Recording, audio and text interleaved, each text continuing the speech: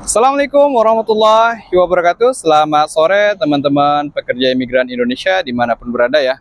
Dan teman-teman yang sedang menyaksikan video saya kali ini. Sekarang hari Selasa 17 Juni 2025 ya. Saat ini saya berada di Jalan Pesiran Ceria.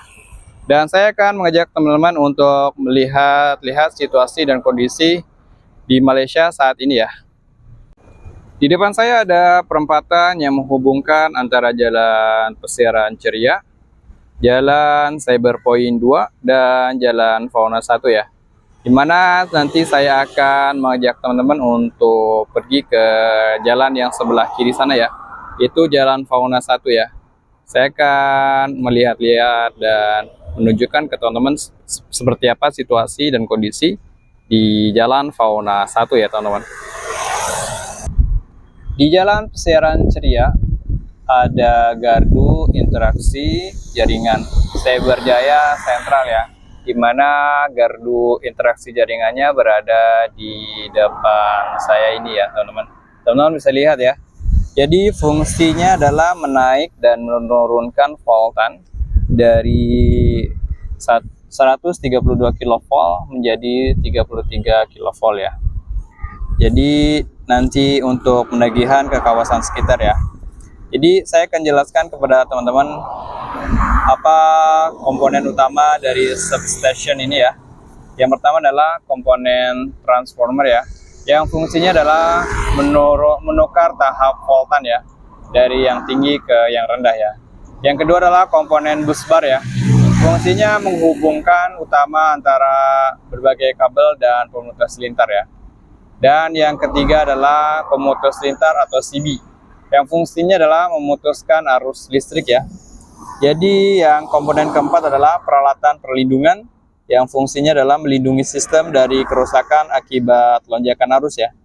Dan komponen yang kelima adalah SCADA system. Jadi fungsinya adalah sistem pemantau kawalan secara jauh ya.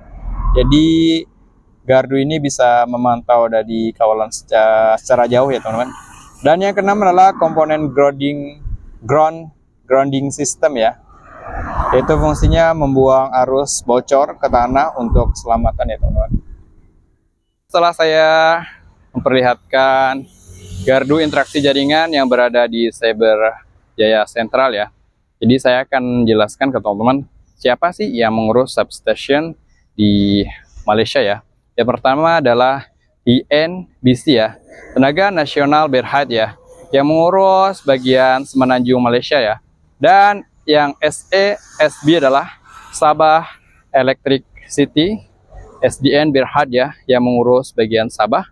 Dan SAB adalah Sarawak Energy Berhad ya, yang mengurus di bagian Sarawak ya teman-teman.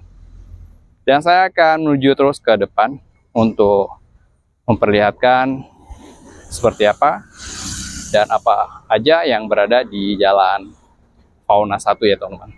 Sekarang saya sudah berada di Jalan Fauna 1 ya. Dan teman-teman bisa lihat ya, di depan sana banyak pekerja imigran juga yang baru selesai bekerja. Dan saya akan menunjukkan teman-teman adalah pekerja yang baru selesai ya. Jadi saya akan menuju ke arah sana ya.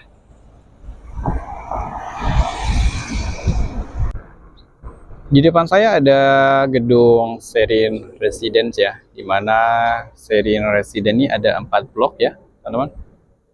Dan setiap blok ada 30 lantai atau 30 tingkat ya.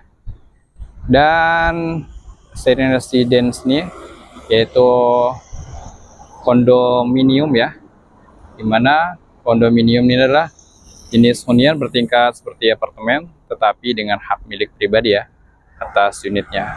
Artinya setiap unit bisa dibeli dan dimiliki oleh individu ya, bukan disewa dari satu milik tunggal seperti apartemen biasa.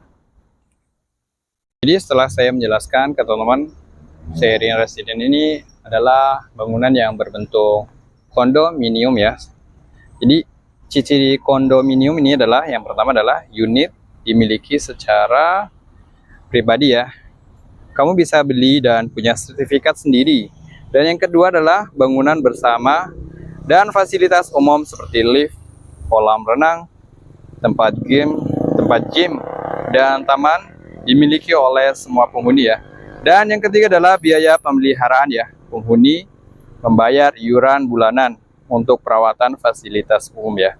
Yang keempat adalah dikelola oleh manajemen atau biasa ada badan pengelola atau Joint Management Body ya, GMB ya. Jadi Serene Residence ini berbentuk kondominium ya teman-teman. Setelah saya menunjukkan gedung Serene Residence, saya akan bergegas berjalan ke arah depan sana ya. Dan saya akan menunjukkan gedung Crystal Serene Residence ya teman-teman. Dan itu adalah gedung Crystal Serene Residence ya, yang berada di depan kita di sana. Jadi saya akan menuju ke sana lebih dekat lagi ya. Seperti apa Crystal Serene Residence.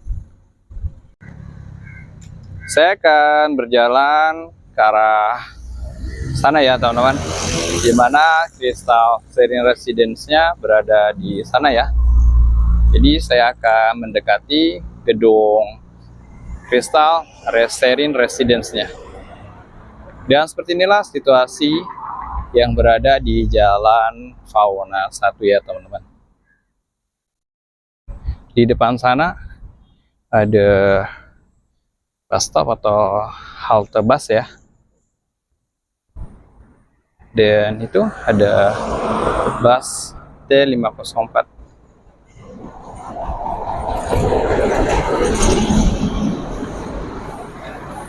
Itu bus yang akan menuju ke stasiun MRT Cyberjaya Utara ya teman-teman. Sekarang saya sudah berada di depan gedung Crystal Serene Residence ya, project by Villamas ya. Jadi gedung ini ada 24 tingkat ya. Setiap satu bangunan di Crystal Serene Residence ini berbentuk villa teres 3 sampai 4 tingkat ya. Jadi villa teres adalah gabungan reka bentuk rumah teres plus kemewahan dan privasi ala villa ya teman-teman. Jadi saya jelaskan secara ringkas ya. Villa adalah rumah bergaya mewah. Teres disusun dalam barisan berkongsi dinding sisi ya. Dan 3, 4 adalah bilangan tingkat rumah ya. Jadi seperti inilah bentuk bangunan Crystal Serene Residence yang berada di Jalan Fauna 1 ya teman-teman. Sebelum masuk ke Crystal Serene Residence, teman-teman akan melalui pintu security yang berada di sana ya. Dan ini ada bus pengangkut pekerja yang mengangkut para pekerja mau pulang kerja ya.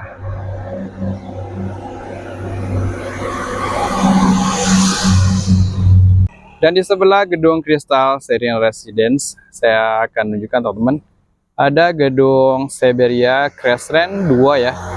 Jadi seperti inilah gedung Siberia Crestline 2 ya. Saya akan mendatangi seperti apa tampak gerbang dari gedung Siberia Crestline 2 ini ya. Sekarang saya sudah berada di pintu gerbang Siberia Crestline 2 ya, dimana bangunan Siberia Crestline 2 ini ada 10 tingkat ya, dimana tingkat 1 hingga 2 nya adalah car park, dan yang tingkat 3 sampai ke atas adalah hunian ya. Jadi saya akan jelaskan kepada teman-teman, Siberia Crestline 2 ini menawarkan paket lengkap ya, community rendah, kepadatan, unit space besar, kemudahan berbagai, dan connectivity yang terbaik ya.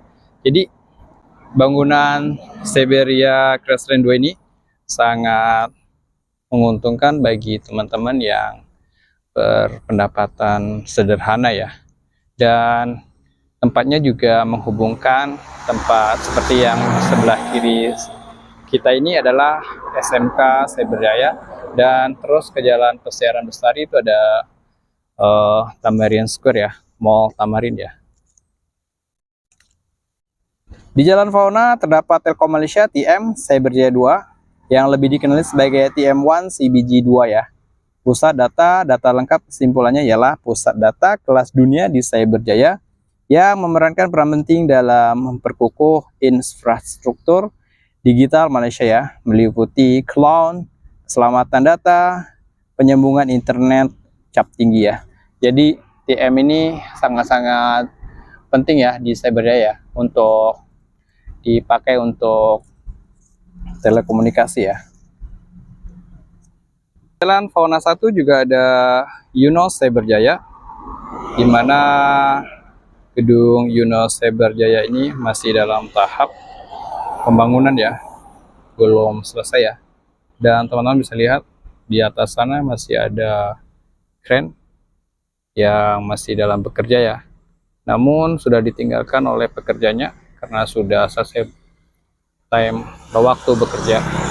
Itulah bangunan Yunos Cyberjaya yang masih dalam tahap pembangunan.